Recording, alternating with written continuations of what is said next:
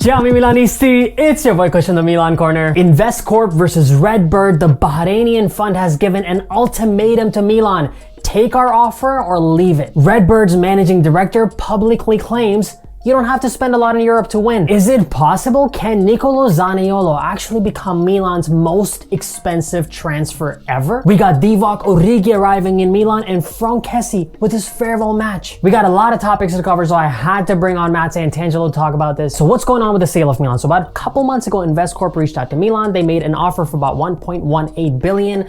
Milan gave them a period of exclusivity. They did their due diligence. Everything with the accounting books looked great. INVESTCORP wanted to get this deal done. That exclusivity period then expired and in came flying Redbird. At this point in time, it looks like Redbird's offer to purchase Milan is better. They're offering more money and potentially more sustainable spending. Guys, the one thing we've learned about Elliott management is that they're not big spenders. They like to be careful and sustainable with their habits. And that is a philosophy that they want the new owners to follow as well. It's not just about the highest price, it's about what the plan for the future of Milan is. And then there was a bit of an ongoing debate amongst Milan fans about the fact that INVESTCORP wants to loan 400 million of that 1.2 billion. Guys, let me tell you something. Both organizations are going to be loaning a certain amount. They're not coming with full cash, full equity into this purchase. But to discuss this further, I got to bring Matt Santangelo on. But before I go to Matt Santangelo, we got to go to OneFootball. Once again, guys, I got to thank the fellows at OneFootball. They're kind enough to sponsor another video by the Milan Corner. Click the link below, download the app, set AC Milan as your favorite team. When you wake up in the morning, brush your teeth, have some water, get on the OneFootball app, catch up on the top news, scroll down, you get all the specific news about Milan. Scroll up a little bit. These OneFootball shorts, guys, if you're an Instagram, Reels, and TikTok fan, this is the perfect place to catch up on a lot of football. Once again, everyone, OneFootball is kind enough to sponsor this video, so be kind enough to click that link and download their app. INVESTCORP has given a bit of an ultimatum to this whole situation. They want it to be done and wrapped up, whereas Redbird is also fully involved. I think what I'm seeing here is it's a good scenario for Milan fans, the club in general, and Elliott specifically, right? Because they're kind of holding the deck of cards, if you will, and they have really leverage in this situation. So they're holding out for obviously the most they can, right? This is kind of the nature of acquisitions and club sales and so on and so forth. I think that, you know, if we're speaking more from a Milan fan's perspective, right, and I think we're trying to give something to the audience that exudes hope, confidence in who actually could be obtained in the club, I think it's just a matter of whether or not there's the next ownership is going to be legitimate, right? Like, it's going to be in good hands. So I'm not going to speak too much on the legitimacy of one project over the other.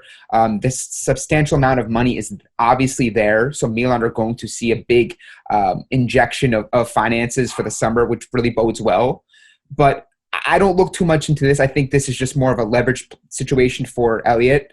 Now, I will say this, as Investment Corp did have their sort of initial period where they were in negotiations with Elliott strictly. That obviously came and went, and they weren't able to wrap up a deal.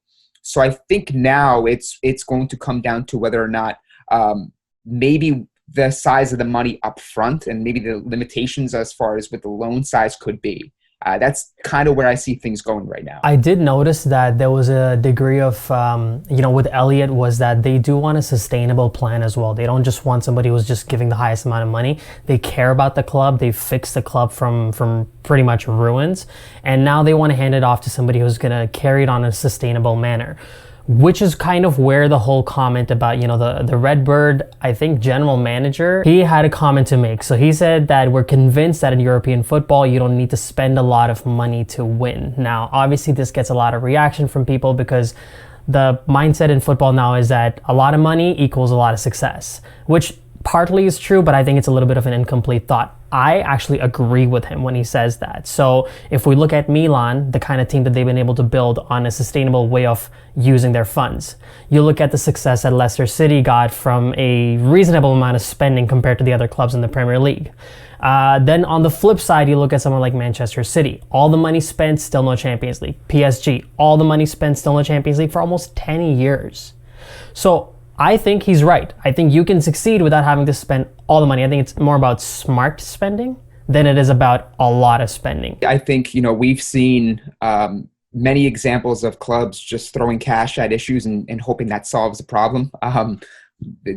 Milan are a prime example of that under the previous ownership, right? They had this war chest of money. They threw it at a dozen players, and in a couple months' time or in a couple weeks' time, none of those players are going to be here anymore, right? Kessie's kind of the last guy there.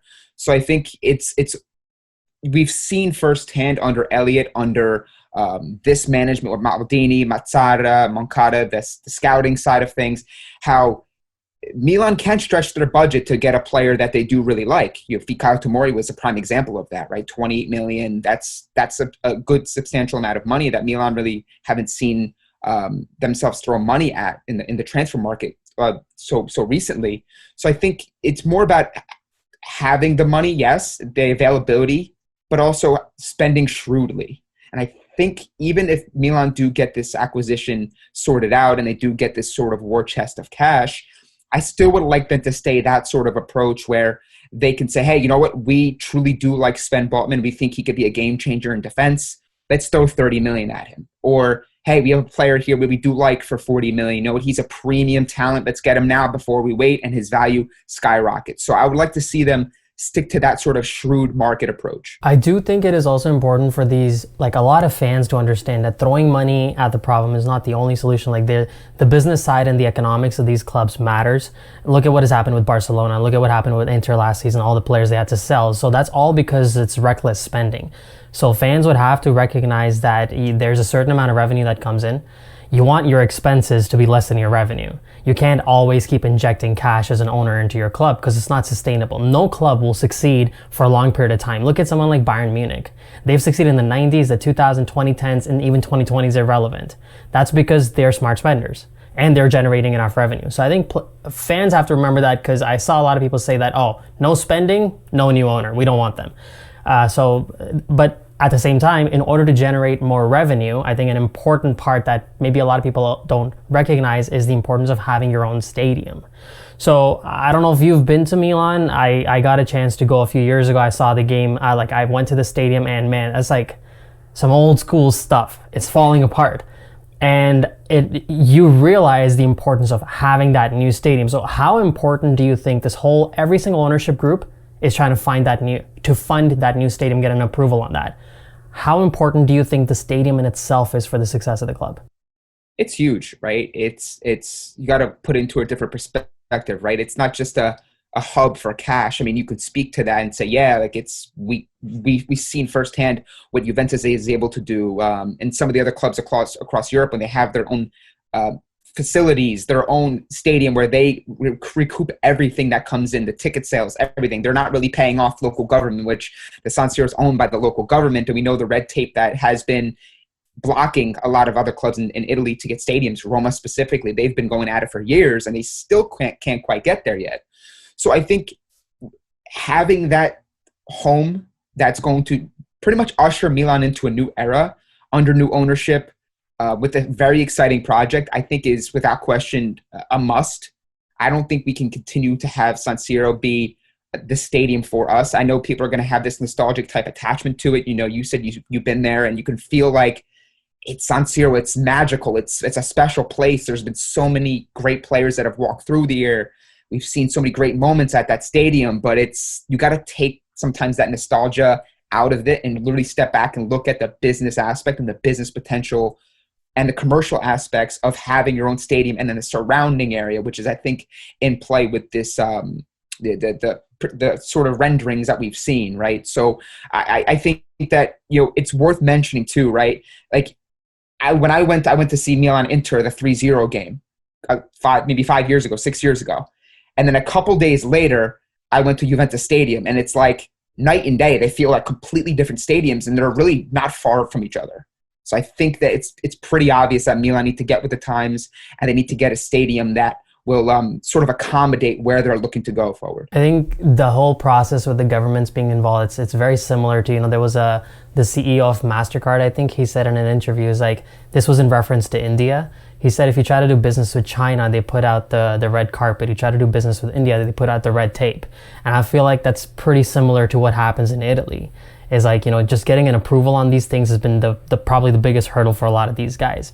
So moving on to the field, this might be, I don't want to have too much of a discussion about Milan Atalanta, because what are we going to say? Like, we believe they can win. That's what we truly believe, that they can win. Now it's just about watching it happen. So let's just talk about something more specific, which is the fact that this is probably, and I'm pretty sure it's for certain, these are Franck Kessie's last 2 matches with Milan. A lot of people, he's a polarizing figure in some sense. Some people are comfortable with him leaving, some people are not. Some people equate him to Donnarumma and Hakan Çalhanoğlu, which I don't think is fair at all. I think Hakan and Donnarumma didn't really accomplish with Milan what they could have. Hakan is a waste. I don't even care to talk about him too much. But Donnarumma included, especially seeing what's happening with him at PSG. So Kessie's whole situation, are you, bidding him like a happy farewell, you got the job done, and now you're leaving? Or are you upset with him for not renewing with Milan? I think it's ultimately going to come down to whether or not they get the title, right? Because I think winning cures all, right? I mean, even last year, with all the kind of controversy surrounding Donnarumma's exit and, the last-ditch effort that Milan put, with all those supposed quotes that, Maldini tried to get him one last push to get him to stay, and he wound up walking. I think ultimately Milan fans have been through this so many times in the past year, and they're going to probably go through with Alessio Romagnoli if he doesn't extend as well, that they're understanding now the business side of things and the reasoning behind maybe not stretching the budget to keep certain players. So getting back to your initial question, if Milan win the Scudetto and Franck Kessie puts in some good performances these next 2 games and Milan are in a position to hoist that trophy and he's able to walk away as a champion, I don't think you're going to see anybody having sort of any bitterness towards Franck Kessie. I think, it's the business side of coming in. He wants more money. Milan have their number, their valuation. They're going to stick to it. They've been doing this for the past year and change. Let's move on. Let's tip our cap to the guy who gave us so many appearances. Got to understand it too from that perspective. This guy was available for 35 to 38 games every season. That's hard to find from that defensive position. So tip of the cap to him if he's able to help Milan get a Scudetto, and then Milan can move forward with getting his replacement. Players that might be coming in. There's been some conversation and some rumors floating around about Zaniolo. Do you really think that's possible? I don't, and I wouldn't say I would be disappointed if they don't get him. I think he's a fine player. We've seen when he is on the field and he is fit, he is a difference maker. He's would fill a position that Milan have been trying to fill permanently for a long time, and they kind of have been falling short of the mark. But I think, ask yourself this, right? Milan's club record transfer has been what? Rui Costa, Bonucci, 40 to 42 million, give or take, right? You would essentially have to be coming close to breaking that to get Nicola Zaniolo. If I'm breaking my club record transfer fee, I'm getting a mercurial talent. I'm getting a player that's going to be on the field. We always talk about it, right? The ability is great, but the best ability is availability. And this guy doesn't give me too many assurances and guarantees right now. Which pretty much brings us to Divock Origi. It looks like that transfer is pretty much certain, I would say. With the issues we have in our strike and our attack department, how much of an impact do you think he can make? It's hard to say, really, because I think he's had such great moments at Liverpool, and Liverpool fans and the club speak so highly of him. I will say he has that going for him, where he is sort of a big game player, although the sample size may be very small. I think a lot's going to hinge on what they do with Ibrahimovic, right? Because I think if Ibrahimovic does win a Scudetto here and he does head off into the sunset, he gets that retirement, maybe takes another role at the club, now that leaves some room open for another striker. But then you're looking at it, Giroud, Origi, Lazatic, those guys enough for a team that's just won a title potentially and is in the Champions League and really is trying to take that next step? I don't think so. So, Matt, so your State of Play podcast, so what do you guys really focus on in that particular podcast? Yeah, so the State of Play podcast focuses on Europeans' top 5 leagues. We do obviously veer off and dabble into other leagues that are maybe not deemed in that top 5.